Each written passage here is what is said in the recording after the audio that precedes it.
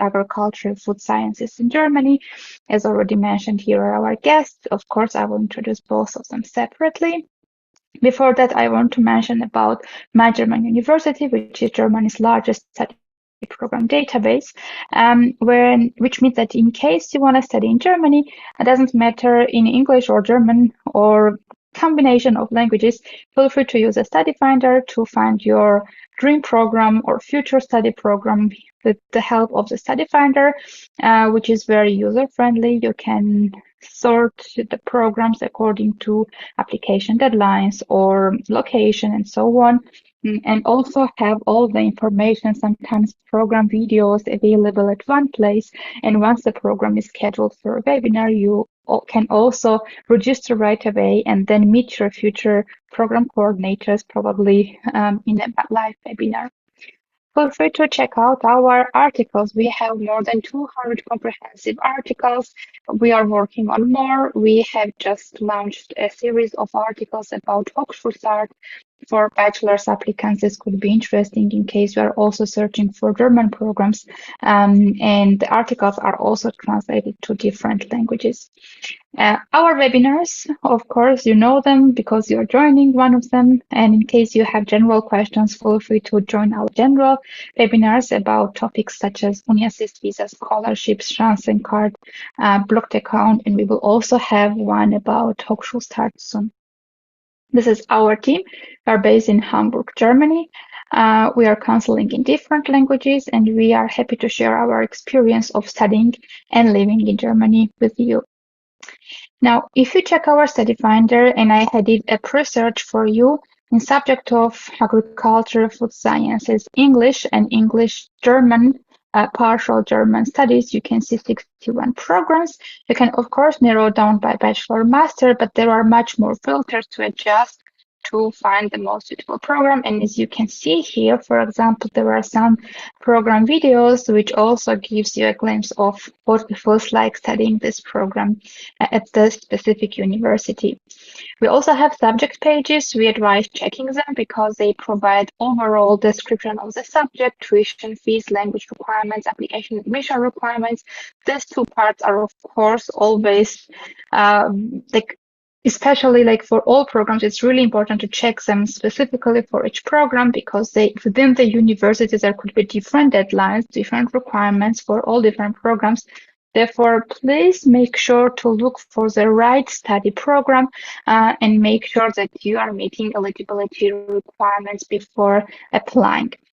Really briefly about the universities in Germany. In Germany, you will meet universities and universities of applied sciences. If you don't know why there's a difference or what is the difference, we have a whole article about historical differences and so on. Today, I just want to mention that usually programs offered by universities are more research and theory oriented, and universities of applied sciences, as a rule, have more application practice oriented programs. As I have already mentioned, it's really important to check each program separately in terms of requirements, also curricula and so on. But right before applying, please make sure that you meet qualification requirements, because in case the program has a set, for example, GPA or some language barrier that you need to meet, and you don't meet this could be a bit problematic because you need to, in order to be eligible to apply, you need to meet this qualification requirements. I'm sure today's guests will also mention their qualification requirements, and then you are very welcome to apply and hopefully start your semester in Germany. All right, now right away to TUM, Technical University of Munich, study program Master AgriFood Economics Policy and Regulation, and Dr. Roberta Villalba will be presenting all the important details. So, welcome to everybody. Good morning or good afternoon, depending on where you are. First of all, I also wanted to mention that I'm also originally international. So I came to Germany around 9 years ago, looking for programs. So I did my master's and my PhD in Germany already. And today, I specialize in this area of agricultural economics. So today we are presenting, together with my colleague Fabian Frick, our master's program entitled AgriFood Economics, Policy and Regulation, based at the Technical University of Munich. So as some of you might know, Technical University of Munich is one of the most renowned and top-ranked universities in Germany. We are located in the south of Germany, in Munich, but we have different campuses. For this specific program, most of the courses are based in the campus in Freising, which is 30 kilometers away from Munich. And some other courses are also taking place in Munich, but more on this I will present in the next few slides. So first of all, I want to give a bit of background of why we offer this program. So, I mean, especially for those of you who are already working or studied in this area, we are aware of the different number of trade-offs between, for instance, sustainability dimensions, between healthy and affordable food, securing farmer livelihoods, especially in developing countries, contribution to and consequences of climate change, animal welfare, and biodiversity loss, for example. At the same time, in the last years, there is a very big interest in modern technology and new technology developments related to digitalization, genetic engineering, pesticides, and different developments. So this is also a key area of interest in the realm of agri-food systems. And last but not least, there is, of course, a high and increasing level of internationalization. This means that more markets, countries, and regions are interconnecting between each other. And this also, of course, has some consequences on common agricultural policy, and because this needs to harmonize interests across countries and across regions. So what is our aim as a master's program? We want to train people who become experts, and then they could help address the following points. First of all, we want these students to understand the complexity of this modern agri-food system. Especially, we want them to have a profound knowledge on economic, political, technological, and ecological principles. Well, also, after they finish the program, we also want them to apply their interdisciplinary knowledge into different types of analysis and become problem solvers to tackle real-world agri-food related challenges. Of course, we also want them to acquire significant scientific competencies to transfer, for instance, new research findings into practice. This could be a research as a, for instance, PhD program and so on, by evaluating findings and incorporating them into decision making.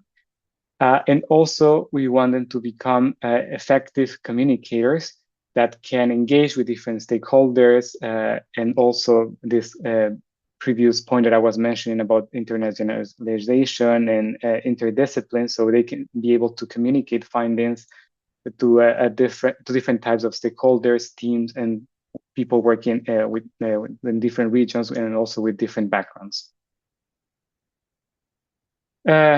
Also, after you finish such a program, what could be the opportunities you can have? So we see basically three pathways. First of all, would be international organizations and NGOs, for instance, related to the agri-food sector. This could be European Union agencies, also other organizations such as FAO, the World Bank, or industry associations. Moreover, at the more national level, depending on different countries, of course, it could also be national, regional ministries and associated authorities. Our graduates can contribute to strategy development and design of public funding, public relations, or also projects of rural development and agricultural policy. They can also decide to become regulatory authorities at national and international levels, working for different agencies such as the EFCA. So there's different opportunities that they can, or different pathways. Of course, there will be additional to this, but these are the three main ones that we can think about for people who decide to engage in our program. Also, why is it all important, or in which fields in more general, not only sectors, in which fields they could potentially find a job after graduating from our program? As you might know, also there is a big interest from the corporate world and also from different organizations on corporate social responsibility and sustainability management. So we see that after finishing our program, students can also have big opportunities in this sector. They contribute to strategy development, cross-cutting tasks to improve operational sustainability performance, and to implement, for instance, new regulatory requirements. They can also be strong candidates for development media and communication sector, related, of course, mostly to agri-food sector, in terms of analysis and documentation, for instance, of social conflicts in the fields of agriculture, nutrition, and natural resources. And last but not least, they could be very strong candidates for research activities in the academic sector. So for instance, universities, college, and public research, as well as regional and governmental research institutions. This can be at the intersection of agricultural sciences, natural sciences, social science, economics, and management, but also law. Now, who are we?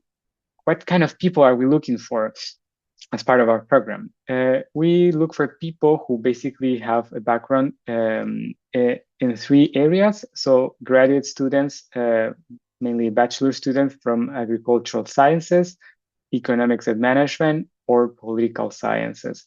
Ideally, a good candidate, let's say, would have a good background or in the 3 pillars, but having one of them would be enough as long as they also have a bit of knowledge of the others. So for instance, if someone has a bachelor's in agricultural sciences, but has some previous or basic knowledge in economics or political sciences, he or she would also be a good candidate for us. We also strongly focus on applicants who demonstrate a minimum level of knowledge in economics, natural sciences, and policy. And the candidates also need to demonstrate a good level of English skills, because all the program, or most of it, let's say, is in English. I will present some of the courses that we offer. I think some options could also be taken in German, but most of it is in English. And also the program pursues a high level of supervision through different projects. One of them is an interdisciplinary research project in which master students can engage with different professors or research staff to explore areas of research in the agri-food sectors. Also, the goal for us is to have a cohort size of no more than 50 students, so we can secure this direct engagement between the research staff or the teaching staff and the students directly. But now I want to focus a bit more into the program itself. So our agri-food economics policy and regulation stands, let's say, differently to other programs in Germany, but also in Europe, because we want to bring 3 pillars into the education or background of the students. So we have 3 points. The first one is on economics and management. So we have this through our institute, our chair, which is the chair of agriculture and resource economics, and also the chair of value chain and consumer economics. However, we also realize that in the industry and for research, it's very important to have other perspectives and add, as I mentioned earlier, this concept or this point of interdisciplinarity. So we bring 2 other schools into the program as well. So these are the TUM School of Life Sciences, who are partnering our program through the Institutes of Technological Innovations, Climate Sciences, and Natural Resources and Ecology. And also we bring in our colleagues from the TUM School of Social Sciences and Technology through the Political Sciences Governance chair. So all in all, the idea is that our students can have a strong background and a strong strong background in these 3 pillars, so they can address the challenges of this sector in a comprehensive and holistic way. How actually then the program looks like if you decide to, for instance, take part in it. As part of our master's programs, students need to, in the end, finish or comply with 120 credit points during 4 semesters. So as you can see here, horizontally, every line represents 1 semester, and vertically is more or less the modules that you could choose, for instance. So in the first semester, I'm looking at the very first line, number 1, we have 5 compulsory modules and 1 elective module. So for the compulsory modules, we look into the economics of agriculture and technology, the sustainability, politics and policy, natural resources, technology for agriculture and food, and quantitative and qualitative research methods. We also have an additional elective module or interdisciplinary qualification. And then, and this is, I would say the first semester is where we want to build the base or the pillars for the education of the students, also to bring everyone on board with the same, more or less the same basis. But then from the second semester onwards, it becomes more elective and more flexible. So in the second semester, we only have one compulsory module, which is an interdisciplinary research project. The idea here is that students can develop a short paper, which we call this research project, in which they engage directly with one of the research institutes that I mentioned earlier. So from the politics, economic, or natural science part, and they can work on a specific topic during the whole semester. I mean, through a short research paper. Then this could help them further with the master's thesis as well. Then they can also choose from 4 categories of elective modules. These come from agricultural economics, governance, political science, and sociology, climate sciences, resources, and ecology, but also from technological innovations. In the third semester, students can still choose more elective modules from these 4 categories, but we also have or invite students to apply for what we call this mobility window.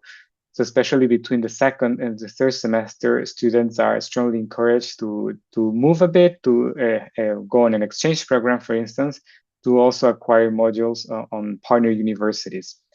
We suggest strongly that this should be done between the second and third semester, because this is the best time for them to do this and to collect as many credit points as possible.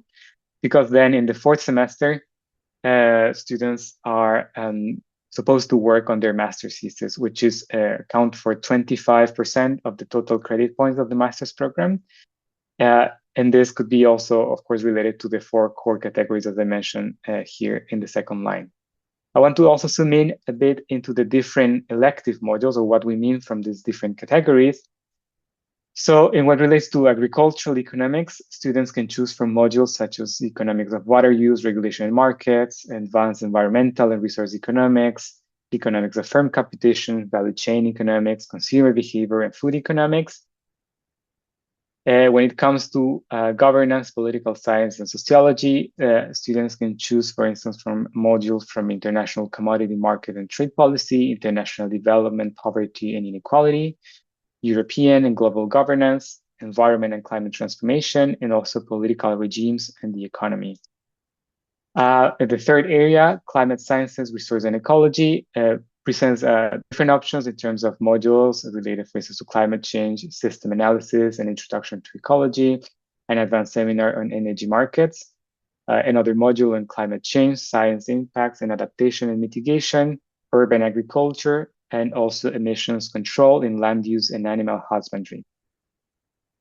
The last area from which the students can choose is technological innovation. So here we offer 4 modules, which are precision agriculture, plant biotechnology, perspectives of genetic engineering in agriculture, and robotics and automation in agriculture. So as I said, students can choose between this. They can come up with their own combinations between these 4 different areas. And the idea is that they can also build an interdisciplinary background as part of their master's degree. What is the timeline for application for our program? So now for this next semester starting in October, we are already, of course, finishing the application program. And now I'm trying to more promote what's going to happen from the year after. So for the winter semester 26-27. And which the lecture will start in the 12th of October at TUM. So every year, our application starts from the 1st of January. So first thing you need to do in the year is to go to our website and start already submitting your application. Of course, this could be done in advance. It doesn't mean that you need to start collecting all the documents or preparing your application in January. You could do it already in November, December, and have it ready by January. And the general admission requirements that we have is first a bachelor's degree in agriculture or horticultural sciences, political sciences, economics or business administrations, or a comparable degree program. As I mentioned here, these are strongly suggested, or how we usually choose, but it doesn't mean that it's I mean, as long as students can demonstrate that they have experience in different fields, I think they can become also strong candidates. Another important point is to have a strong or adequate knowledge of English language. So for students whose native language or instruction is not English, we need them to provide a general certification such as TOEFL, which is we accept minimum 88 points, or IELTS with minimum of 6.5 points, or also the Cambridge main suite of English examinations. Moreover, we have an additional step, which is the aptitude assessment that we conduct internally to select the best candidates. So this is divided into two stages. In the first one, I mean, after the students, I mean, it's an online test. So the final grade can be up to 30 points. Sorry, the final grade is up to 70 points, and is up to 30 points, and an online aptitude test of also 40 points. So the online test, which relates to 40 points, is written in English, and it can include the following topics. There's a general interdisciplinary basic knowledge about the regional and global challenges in the agri-food sector, research methods and mathematical fundamentals, and also knowledge of the fields of agricultural economics, economic relationship, and current political discussions. So all in all, this is graded as of 70 points. So students who have a score of at least minimum 52 points will be accepted, and they will be failed with fewer than 46 points. If they are in between these two stages, between these two ranges, they will move to stage 2. So stage 2 is an internal interview, so an assessment interview with the candidates. This is conducted online and lasts between 20 to 30 minutes.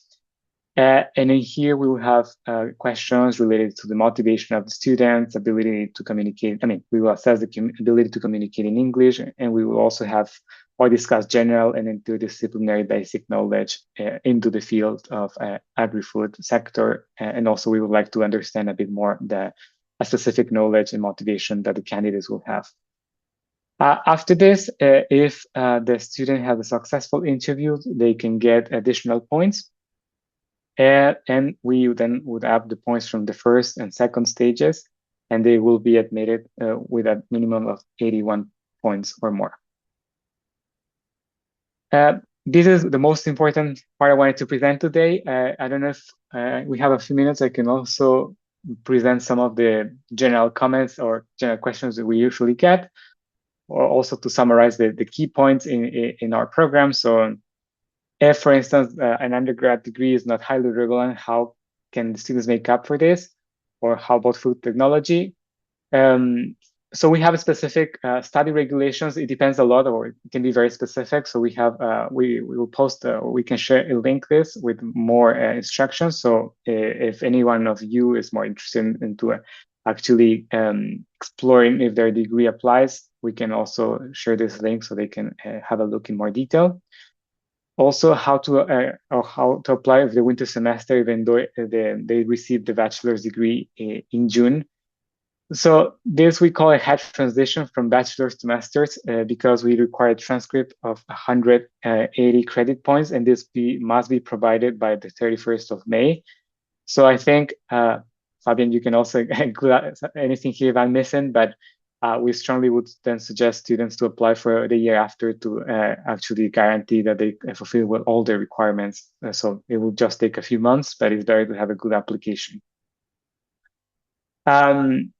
Also, questions that we generally get, is it possible to also study at other TUM campuses? As I mentioned in the beginning, most of the courses are based in Freising, which is a town not far from Munich, but we also offer courses in Munich. So usually our students would need to commute between Munich, Freising, and another campus in Garching, but all of them are very well connected and are more or less 30 to 40 minutes away from each other. We also have, I mean, maybe some of you might check now or later that there's also fees applied to our program, depending on where you're coming from. This usually applies for non-EU citizens or students. There are some exceptions. I would just suggest that it's better to check in detail in this link that we provide here. But if there are any further questions, I mean, the people interested can either ask directly to this email or also get in touch with us, so we can also give them a bit more a better guideline on how to apply for this program and how the fees would apply to them. And also other points we have here is about the aptitude test. So if there's any recommendation material or when it takes place. So this year, of course, we already we were already collecting applications for October. So the test already took place, but it is usually around June. So this year it took place on the 12th of June. And usually, I mean, we don't have any specific material that necessarily students can prepare for, but in general, we can recommend different topics on which they can focus on. In general, I would say if a candidate has already a good background in any of the fields I already mentioned and some experience working in some of these fields, I think they could be well prepared already. Yeah, so also mentioned already the working options after graduation, but this could be research, in industry as well, and also the government or policymaking, sorry. And we have this quota of around 50 students, so we aim to ensure this high quality and also high engagement between students and also with the research staff. So I think this is it from my side. Here also in the last slide, we will also share this with you, Nino, so you can also share it further. But you can find a general link to our program, our summary, and also an email in case you're interested and you want to contact us in the future. So thank you very much, and looking forward to any comments.